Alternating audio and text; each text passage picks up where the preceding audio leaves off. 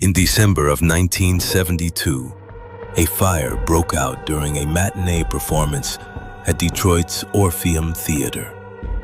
The production was The Marvelous Mr. Grinley, a once popular ventriloquist act that had become the theater's signature show. Over 200 patrons made it out alive. 6 did not.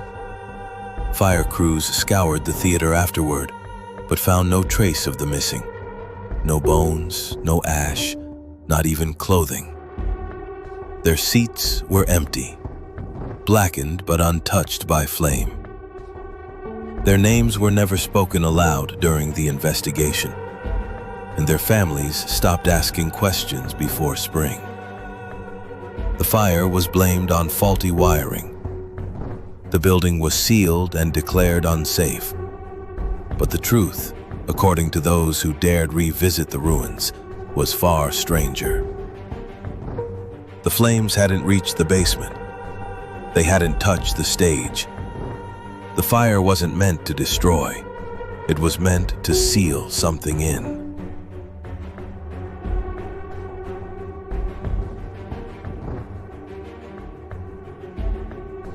The story of Edgar Sallows, better known by his stage name, Mr. Grinley, was already strange long before the fire. Born in 1911, he grew up obsessed with vaudeville, particularly ventriloquism. He never married, never made friends, never left his dummy's side. That dummy, also named Mr. Grinley, was hand-carved, dressed in a miniature tuxedo, with gleaming glass eyes and a permanently curled grin. Sallows claimed the dummy spoke to him, even off stage. Most laughed it off, until they saw his act. The dummy didn't move like others. It didn't jerk or wobble. Its movements were fluid, precise. At times, it appeared to breathe. Audiences loved it. Children adored it. Until they didn't. During a 1964 show in Chicago, a little girl in the front row began to scream uncontrollably during Grinley's set. She clawed at her face until she bled. Her only words, "It was looking inside me." By 1969, 3 child performers from productions at the Orpheum had vanished. No one could prove anything, but the posters from those shows, once framed and proudly displayed in the theater's lobby, were later found in the basement, defaced, eyes gouged out, mouths sewn shut with red thread. Still, the shows continued. No one questioned why. Perhaps they were too afraid to. On the day of the fire, witnesses said the performance had an energy they couldn't explain.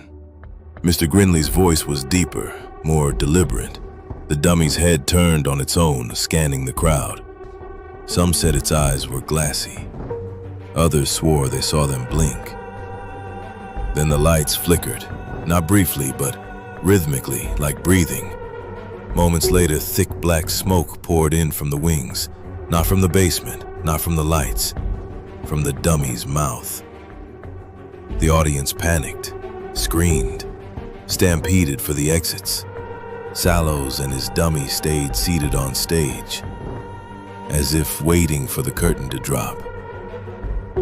It never did. In the decades that followed, the Orpheum stood silent, but it was never forgotten. Locals whispered about strange lights flickering behind boarded windows, laughter echoing into the street on windless nights, and shadows moving behind the curtains when there was no power to cast them. The few who broke in to explore came back different. A man named Vincent Polk, a former custodian who dared revisit the building in 1985, said the basement was wrong. That was the only word he used. He wouldn't describe it, wouldn't talk about what he saw. He hung himself a week later.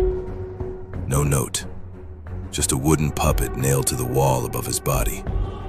A crude replica of himself, complete with tiny wire glasses and a mop carved into its hand. In 1992, a demolition crew arrived to tear the Orpheum down for good. They managed only 3 days of work before the job was called off. They had opened the orchestra pit to find a false wall hidden behind decades of paneling, and behind it, a small theater. A perfect replica of the Orpheum stage, shrunk down and lined with velvet. And in the seats sat over 100 puppets, all handcrafted, all different. One wore a faded usher's uniform. Another had the gold epaulettes of a fire marshal. A few resembled children. All were positioned like patrons, facing forward, hands folded, mouths stitched shut. In the center of the miniature stage stood a lone figure, the dummy, still smiling, still wearing its tuxedo, its head bowed, waiting for the lights to rise. The demolition crew quit on the spot. The company never returned. No official reason was filed, and the building was left to rot. Some say the Orpheum is just another haunted theater, that every city has one. But those who've been near it, really near it, say something different. They say the building is a mouth, that it feeds on attention, on sound, that it swallowed Sallow's whole and kept him alive, in wood, in velvet, in painted porcelain, and it's still hungry. They say if you knock 3 times on the backstage door and wait, you'll hear a 4th knock from inside. But it won't sound like a hand. It'll sound like wood. The Orpheum didn't burn down. It just closed the curtain. And behind it, the performance never ended. Sallows wanted to be remembered. He didn't care how. Now, once every few decades, a stranger gets too curious. And when they do, the audience gains a new face. The dummy doesn't need strings. It just needs a voice. Yours will do nicely.